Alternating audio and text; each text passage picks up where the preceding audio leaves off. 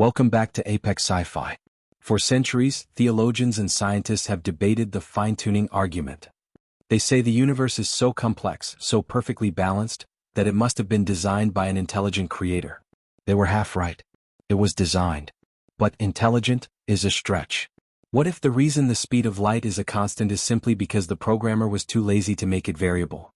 What if black holes are just cigarette burns on the fabric of reality where the creator dropped his lighter? What if our entire existence, the galaxies, the stars, the history of humanity, is just a 7th grade science fair project by a giant alien teenager named Kevin? And the terrifying truth isn't that we are alone. The terrifying truth is that Kevin procrastinated until the night before, he used cheap glue, and he is currently getting a D- from his teacher. And if he doesn't get his grade up to at least a C, he's going to flush us down the cosmic toilet. Today's story is about the day the sky opened up. We expected angels. We expected an invasion. Instead, we saw a giant red pen marking an X over the Pacific Ocean. This is the story of how humanity had to work together to save our God's GPA. If you have ever handed in a project while the glue was still wet, smash that like button. You are the architect of your own universe. And if you want to see the human race panic because the sky suddenly smells like a giant alien locker room, subscribe and ring the bell. Class is in session. Dr. Elena Sorrell was looking at the monitor at the SETI Institute. Usually space is silent, static. But today the speakers were blasting a voice so loud it shook the coffee in her mug. It wasn't binary code. It wasn't math. It was speech. Look at this mess, Zyler. This is unacceptable. The voice came from everywhere. It came from the sky. It vibrated in the tectonic plates. Elena grabbed the microphone. This is it. First contact. Then a second voice answered. A younger, cracking, nervous voice. I know, Mrs. Gorbax. I ran out of time. The dog ate my nebula. Elena froze. Mrs. Gorbax? Who is Mrs. Gorbax? She ran outside. The whole world was looking up. The sky had changed. The stars were gone. Instead there was a ceiling. A drop-tile ceiling like in a classroom but the size of a galaxy. And peering down through the atmosphere were two faces the size of suns. One was Zyler. He had purple skin, acne, and looked terrified. The other was Mrs. Gorbax. She had 4 eyes, horn-rimmed glasses, and she looked disappointed. You call this a biosphere? Mrs. Gorbax boomed, her voice causing tidal waves in Japan. Zyler, look at the polar ice caps. They are melting. Did you leave this project in the sun? It's a feature? Zyler stammered. It's a study on thermodynamics. It's sloppy, Gorbax scolded. And look at the dominant species. The hairless apes. They are fighting again. Why are they always fighting? Did you spill aggression pheromones in the petri dish? On the ground, humanity was in a panic. The UN convened an emergency meeting via Zoom. We are a school project, the president shouted. And we are failing. We need to listen, Dr. Elena said. If he fails, she makes him throw it away. We are trash, Mr. President. We need to become a model student. Above, Mrs. Gorbax poked the earth with a finger the size of the moon. Boom. Earthquake in Chile. It's unstable, she critiqued. The tectonic plates are shifting too much. And what is this? A platypus? Zyler, did you just glue a duck bill onto a beaver? This is biologically impossible. I thought it was creative. Zyler whined.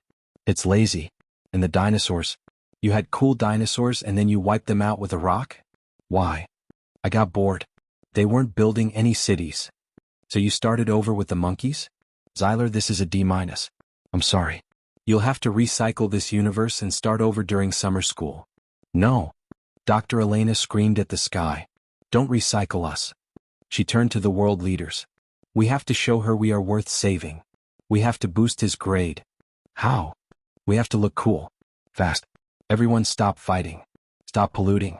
Organize into geometric shapes. The order went out. All wars stopped immediately. Why fight over land when the land is about to be thrown in a cosmic dumpster? People ran into the streets. They formed massive human chains. In China, they spelled out, E equals MC squared. In America, they spelled out, we love physics. In Australia, they just stood in a circle because they were confused. Mrs. Gorbax squinted. Wait, she rumbled. Look at the mold. It's moving. Zyler looked down. Well, they're organizing? It seems they have achieved Type 0.7 civilization status, Gorbax noted. Interesting. Usually, student projects don't develop sentient guilt complexes. Elena rigged a massive transmitter to broadcast a message directly to the giant heads. "Hey!" Elena shouted into the void. "Mrs. Gorbax, look at our technology. We have Wi-Fi. We have jazz. We invented sliced bread. Give the kid a break." Mrs. Gorbax adjusted her glasses. The sun eclipsed for a moment. "Did the mole just talk back to me?" "I taught them that." Zyler lied quickly. "It was part of the assignment. The evolution of communication." "Really?" Gorbax looked skeptical. "Ask them something." Zyler leaned in. His breath smelled like cosmic Doritos. Hey little guys. What is the powerhouse of the cell?" Elena signaled every speaker on Earth. "The mitochondria." 7 billion people screamed in unison. Mrs. Gorbax raised an eyebrow, one of 4. "Not bad," she admitted. "Basic biology but accurate." "Okay, Zyler. The project is still messy. The politics are chaotic and the climate control is broken. But the AI seems responsive. I'll bump you up to a C-." "A C-?" Zyler cheered. "That's passing." "Yes. But," Gorbax warned, "you have to clean it up. Keep it on your shelf. If it starts smelling like nuclear fallout again, I'm flushing it." "I promise, Mrs. Gorbax.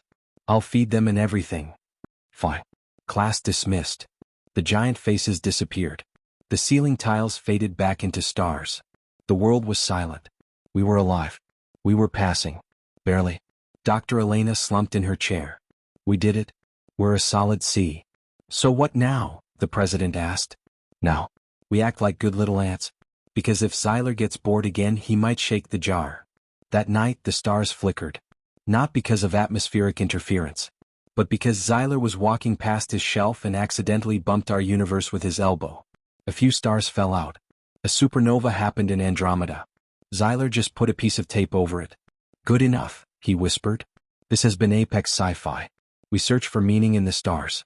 But the only meaning is that we are the result of a last-minute panic by a student who wanted to play video games instead of doing his homework. If you are glad we didn't get an F, hit that like button. Comment below, what part of Earth proves it was designed by a teenager? My vote is on the giraffe. Subscribe. And keep your head down. The teacher is watching. Grade posted.